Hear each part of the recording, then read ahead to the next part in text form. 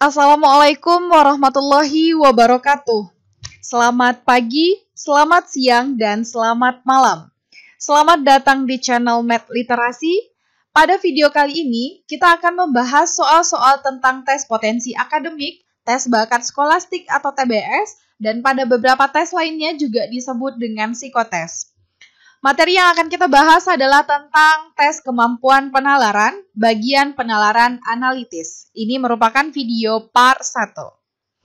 Bagi teman-teman yang belum menonton video kemampuan penalaran, bagian penalaran logis, silahkan ditonton terlebih dahulu ya. Kami juga sudah membahas part 1 dan part 2-nya. Silahkan dicek linknya di description box. Kami juga telah membahas soal-soal tentang tes kemampuan verbal dan tes kemampuan numerikal ya. Silahkan cek di playlist kami, ada banyak video-video menarik. Oke, teman-teman. Nah, sebelum kita membahas soal-soal tentang tes penalaran analitis, apa sih tes penalaran analitis itu? Nah, sebenarnya tes penalaran analitis ini hampir sama dengan tes penalaran logis. Tes ini digunakan untuk mengukur daya penalaran teman-teman. Tes ini untuk menilai kemampuan berpikir, memahami, mencerna, dan daya analitis yang teman-teman punya. Nah, pada tes ini, teman-teman akan diberikan beberapa pernyataan yang panjang. Pernyataan-pernyataan tersebut memuat beberapa informasi penting yang saling berhubungan satu sama lain. Kemudian, teman-teman diminta untuk menjawab pertanyaan di bawahnya. Nah, soal-soal dalam tes penalaran analitis ini akan tersaji dalam beberapa tipe. Ada tipe implikasi, tipe kombinasi, tipe perbandingan urutan, dan lain sebagainya.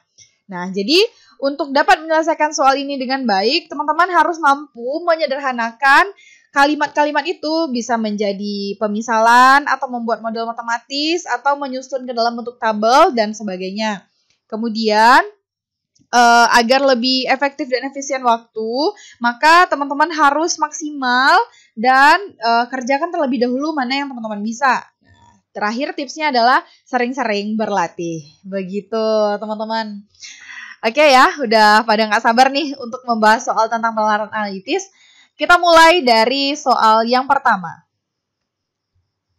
Cermati informasi di bawah ini untuk menjawab soal nomor 1 sampai nomor 4. 5 orang anak laki-laki, yaitu Dito, Faizal, Fendi, Odi, dan Arif memiliki mobil-mobilan mainan.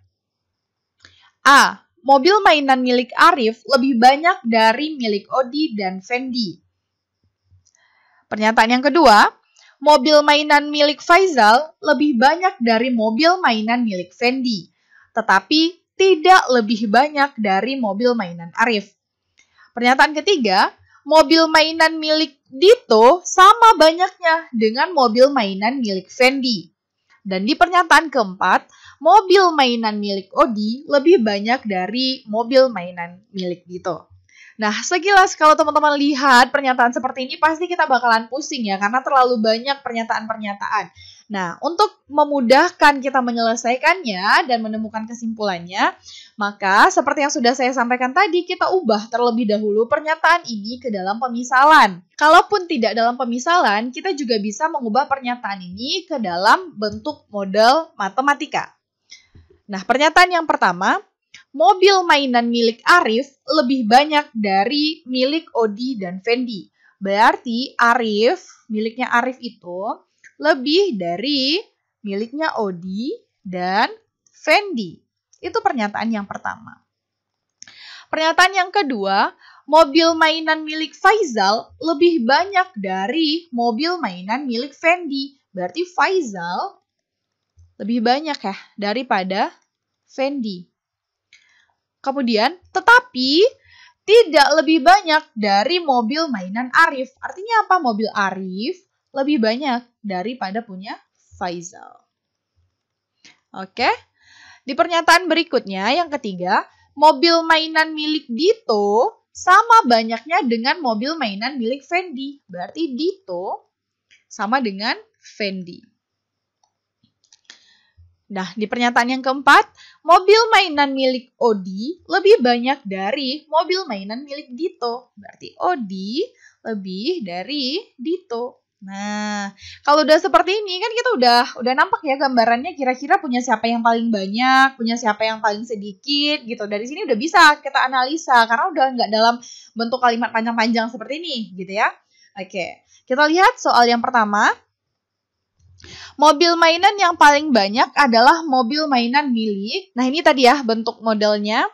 Berarti yang paling banyak dari sini bisa kita lihat nih.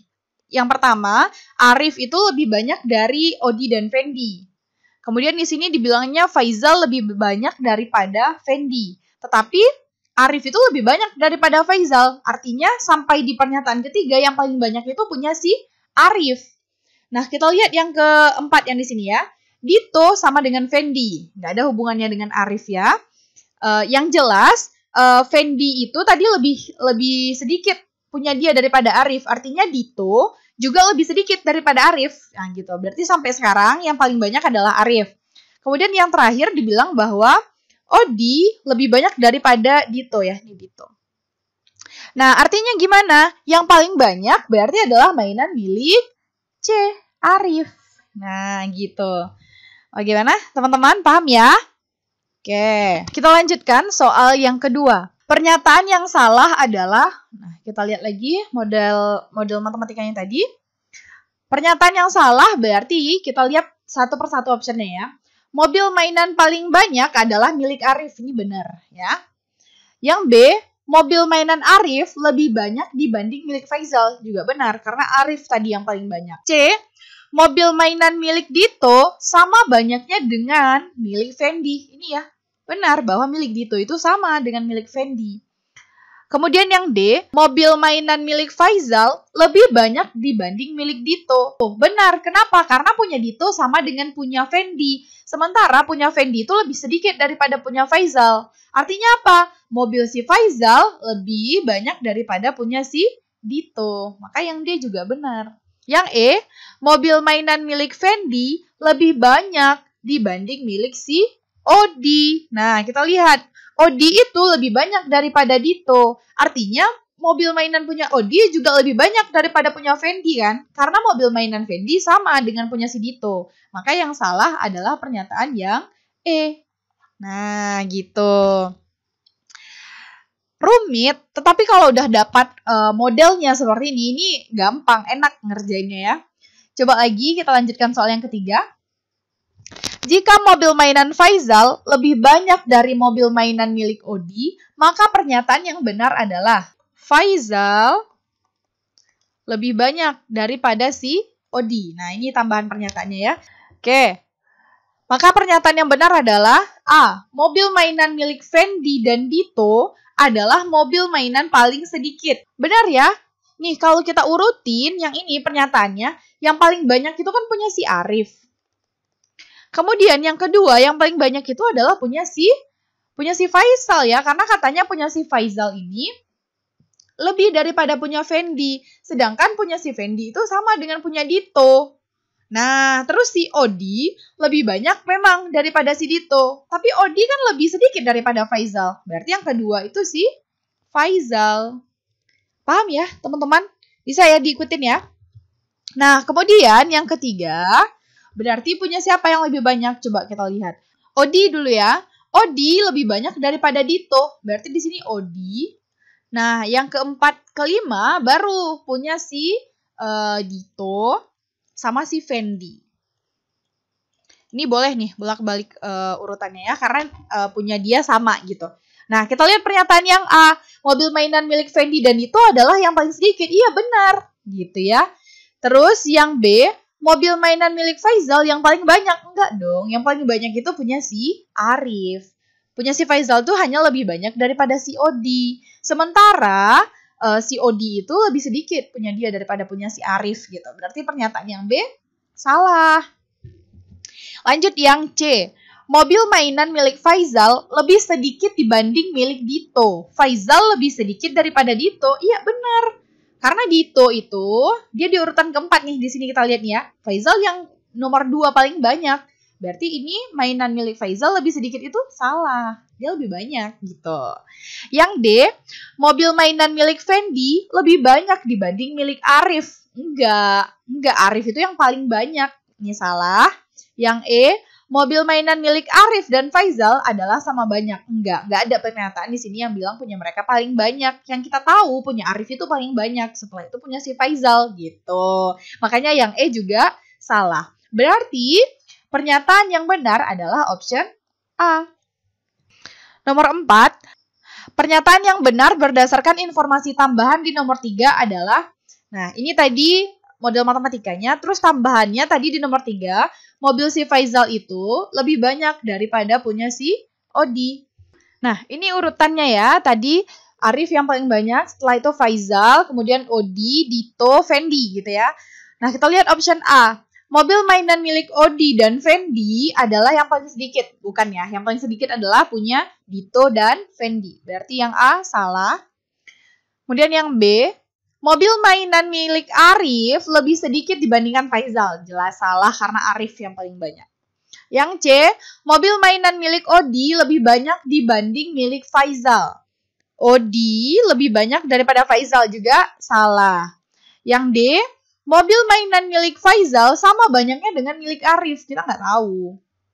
Yang E, mobil mainan milik Faizal lebih banyak dibanding Dito. Benar, karena Faizal di nomor 2 paling banyak, Dito di 45 posisinya ya. Berarti yang benar adalah pernyataan yang E. Gitu. Paham teman-teman? Oke, coba kita lihat lagi narasi berikut ini ya. Cermati informasi di bawah ini untuk menjawab soal nomor 5 sampai nomor 8. Sigit, Tian, Nia, Rena, Jaka, Indah, dan Cindy dicalonkan sebagai pengurus kelas. Nantinya akan dipilih ketua kelas, wakil, 1 sekretaris, dan 1 bendahara. Dalam pemilihan pengurus kelas tersebut telah diatur sebagai berikut. Yang pernyataan pertama, jika yang menjadi ketua kelas adalah laki-laki, maka bendahara harus perempuan. Kemudian, jika Jaka menjadi ketua, maka Cindy harus menjadi sekretaris. Dan Tian tidak boleh menjadi wakil ketua. Tian ini laki-laki ya, teman-teman. Kemudian yang C, tidak boleh semua pengurus adalah laki-laki maupun semuanya perempuan. Di pernyataan keempat, jika Indah menjadi ketua kelas, maka Nia dan Rena tidak bisa menjadi pengurus kelas. Oke, ini kalau kita buatkan tabel bisa kita ubah menjadi seperti ini ya. Di pernyataan 1 tadi, jika yang menjadi ketua adalah laki-laki, nih kalau ketuanya laki-laki, berarti bendaharanya harus perempuan. Kemudian di pernyataan kedua, jika Jaka menjadi ketua, nih Jaka jadi ketua, terus Cindy harus jadi sekretaris. Dan Tian nggak boleh jadi wakil ketua nih. Ini nggak boleh ya, tidak boleh. Di pernyataan yang ketiga, tidak boleh semua pengurus adalah laki-laki maupun semua perempuan. Nih, nggak boleh. Kalau laki-laki, ketua, wakil, sekre, bendahara, laki-laki semua nggak boleh. Ataupun perempuan semua nggak boleh gitu. Nah, di pernyataan yang keempat, jika Indah menjadi ketua kelas, maka Nia dan Rena nggak boleh menjabat. Apakah jadi wakil, sekretaris, bendahara, Nia, Rena tuh nggak boleh gitu ya. Nah, dari pernyataan yang panjang ini ternyata bisa loh kita rangkum menjadi yang simple kayak gini. Jadi lebih mudah kita jawab soalnya. Coba kita lihat ya soal yang kelima. Jika Nia menjadi sekretaris, Rena menjadi bendahara, dan Tia menjadi wakil ketua kelas. Maka yang menjadi ketua kelas adalah, nah ini tadi kesimpulan kita ya. Coba kita rangkum dulu pertanyaan yang pertama ini ke dalam tabel ini. Berarti yang menjadi sekretaris tadi katanya adalah si Nia. Kemudian Rena menjadi bendahara. Nah, terus Tian menjadi wakil ketua kelas. Nah, wakil si Tian. Terus pernyataannya apa? Maka yang menjadi ketua kelas adalah siapa ketuanya? Katanya gitu. Oke, sekarang kita lihat pernyataan per pernyataannya ya.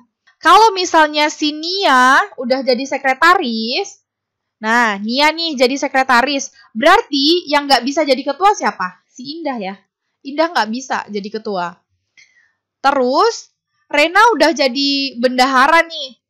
Tian menjadi wakil. Tian jadi wakil, otomatis si Jaka juga nggak boleh jadi ketua. Karena dibilang gini, kalau misalnya ketuanya Jaka, wakilnya nggak boleh Tian dan sekretarisnya harus Cindy. Sementara wakilnya sekarang Tian gitu, berarti Jaka nggak boleh jadi ketua. Tuh, oke, paham ya? Kemudian, berarti kemungkinan yang akan menjadi ketua kelas itu siapa lagi? Tadi nama-namanya itu terdiri dari Sigit, terus ada Tian, ada Nia, Rena, Jaka, Indah, dan Cindy. Siapa yang udah menjabat nih?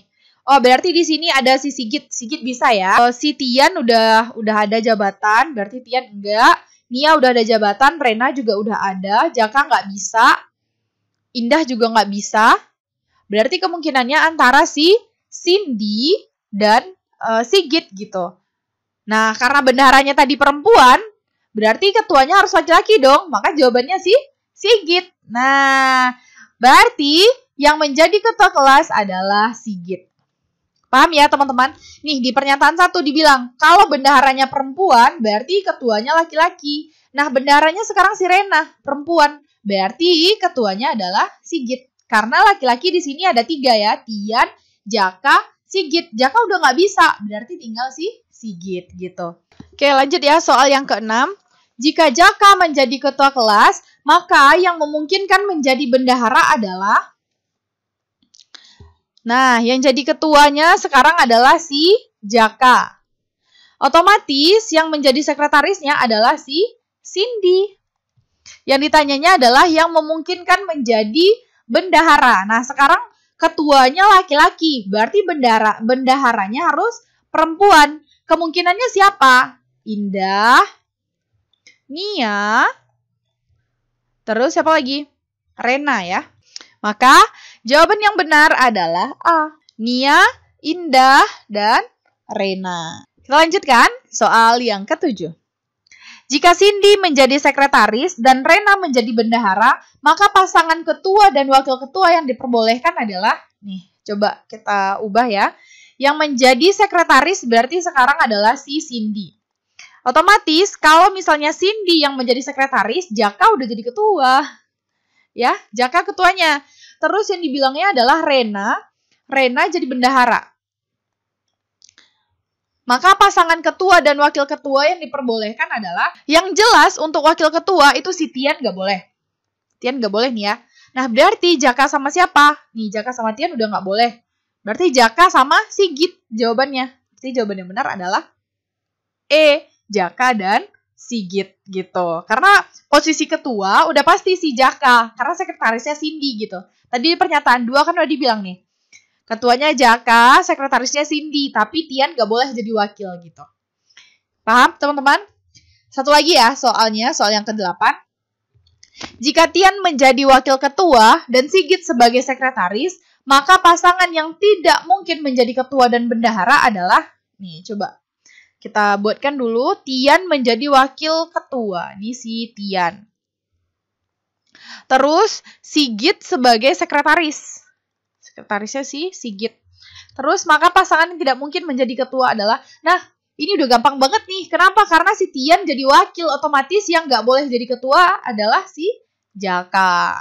Tinggal kita cari aja pasangannya, Jaka dan Rena. Gitu, oke? Paham ya teman-teman? Itu tadi soal-soal tentang penalaran analitis. Ini video part 1. Kalau teman-teman masih kepo dan penasaran pengen belajar tentang kemampuan penalaran, bagian penalaran analitis, tungguin video kami yang part kedua ya. Boleh teman-teman tonton terlebih dahulu video kemampuan penalaran lainnya, video kemampuan verbal, dan video kemampuan numerik. Semangat sukses untuk teman-teman yang sedang berjuang di TPA, TBS, UTBK, CPNS, ataupun psikotes. Semoga kita semua bisa berhasil. Jangan lupa support kami dengan cara like, comment, subscribe, and share video ini supaya semakin bermanfaat dan kami semakin bersemangat membuat video-video baru. Terima kasih untuk kebersamaan kita. Sampai jumpa di video berikutnya. Wassalamualaikum warahmatullahi wabarakatuh.